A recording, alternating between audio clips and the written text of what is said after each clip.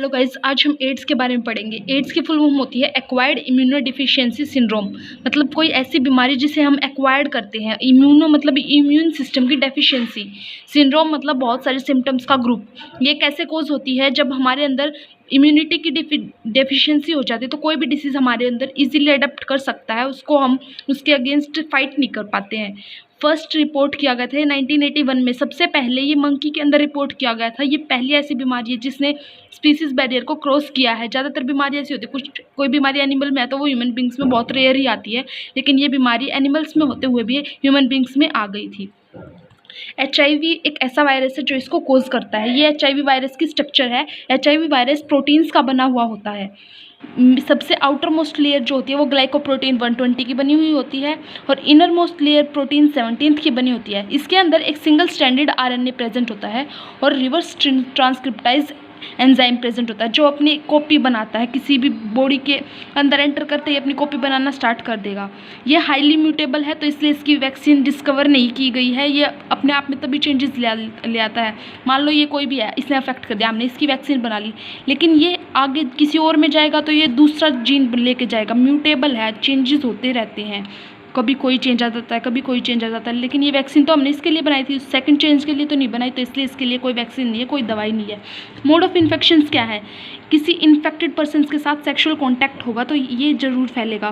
Transfusion of contaminated blood, कोई ऐसा इंसान है जो HIV पॉजिटिव है, उसका ब्लड दूसरे पर्सन में डाल दिया जाए तो उससे भी ये हो सकता है।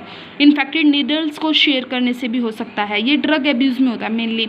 मान लो 5 इंसान हैं, पहले वाले को HIV नहीं है, उसने ड्रग लिया। ड्रग में क्या होता है, एक इंजेक्शन से लेते हैं। पहले ने लिया ड्रग, उसको नहीं हुआ, दूसरे ने लिया, उसको भी नहीं हुआ, लेकिन तीसरा है वो HIV पॉजिटिव है, तो तीसरे ने लिया, उससे वो HIV का वायरस उस नीडल में आ जाएगा। फिर 4th और 5th को भी HIV होने के खतरा हो जाता है। मदर से चाइल्ड के अंदर भी जा सकता है प्लेसेंटा के थ्रू। HIV बहुत खतरनाक बीमारी है। या फिर मल्टीपल सेक्सुअल पार्टनर से भी आ सकता है। 90% ब्लड ट्रांसफ्यूजन जो होता है वो 90% जो ये एड्स की बीमारी होती है वो ब्लड ट्रांसफ्यूजन की वजह से होती है। अब लाइफ साइकिल देखते हैं HIV की। ये HIV का कोई भी वायरस है, ह्यूमन बीइंग के अंदर एंटर किया, इस वायरस के ऊपर क्या होंगे, ये क्या है, CCR5 प्रोटीन रिसेप्टर्स प्रेजेंट होंगे इस पर। किसी भी अंदर अटैक किया टारगेट सेल पे, ये इस पे आ जाएंगे HIV के वायरसेस। आज गए, अब ये टारगेट सेल पे अटैक करेंगे। इसकी टारगेट सेल्स कौन सी होती है? T हेल्पर सेल या फिर मैक्रोफेज सेल या डेंड्रिटिक सेल्स। HIV वायरस की टारगेट सेल्स हैं ये तीनों।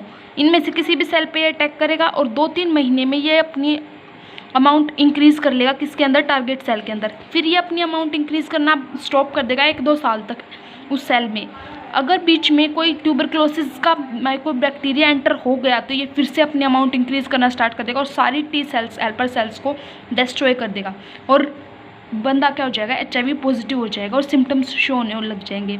HIV पॉजिटिव में क्या होता है, कुछ इम्यूनिटी रह जाती है थोड़ी बहुत, लेकिन 2-3 महीने बाद वो एड्स में कन्वर्ट हो जाता है और एड्स में इम्यूनिटी बिल्कुल डिक्रीज हो जाती है। अब इसके सिम्टम्स क्या है? अर्ली सिम्टम्स हैं और लेट सिम्टम्स हैं। अर्ली सिम्टम्स तो क्या होते हैं, जैसे कि फ्लू हो जाता है, थोड़ी सी भी ऐसा लगता है बुखार हो रखा है, वेट लॉस हो जाता है, डायरिया लगता है, वोमिटिंग होती है दिन में, कभी कुछ हो जाता है कभी कुछ, मतलब थोड़ी हाथ पैरों में दर्द होता है। लेट सिम्टम्स में क्या होता है, लिम्फ नोड बन जाता है। ट्यूमर बनना सबसे मेन कॉमन है इसमें। और सेकेंड क्या होता है लेट सिम्टम्स, की बैक्टीरिया वायरस बन जाए, इन सब का अटैक। ये क्या करेगा, ये डेथ कोज कर देता है क्योंकि इम्यूनिटी कम हो चुकी है। ये अटैक करेंगे, ये अपनी वापस जगह बना लेंगे और चीज़ों को डिस्ट्रॉय कर देंगे। डायग्नोसिस ब्लड टेस्ट के थ्रू कर सकते हैं, एलिसा के थ्रू कर सकते हैं, PCR के थ्रू कर सकते हैं, वेस्टर्न ब्लॉट के थ्रू कर सकते हैं। प्रिवेंशंस, एड्स का कोई क्योर नहीं है तो इसकी प्रिवेंशंस ही बेस्ट ऑप्शन है। तो प्रिवेंशंस के लिए क्या क्या चलाए गए, नेशनल एड्स कंट्रोल ऑर्गेनाइजेशंस चलाए गए और प्रोग्राम्स चलाए गए बहुत सारे। WHO चला गया, NGO चलाया गया। इन्होंने क्या किया, एजुकेट किया, अवेयर किया गया लोगों को इस बीमारी से रिलेटेड कि उनके क्या करना चाहिए, क्या नहीं करना चाहिए, सावधानी बरतनी चाहिए। फ्री कॉन्डम्स डिस्ट्रीब्यूट की गई, बहुत सारे प्रोग्राम्स चलाए गए, स्क्रीनिंग किया गया ब्लड का, डिस्पोजेबल नीडल्स बनाई गई। और ट्रीटमेंट इसका क्या होता है, एंट्री रिट्रोवायरस थेरेपी। ये सिर्फ 1-2 साल तक उसकी लाइफ स्पैन को बढ़ा सकती है, वरना HIV का कोई ट्रीटमेंट नहीं है, बंदा मर के ही इससे छुटकारा पा सकता है। Thank you.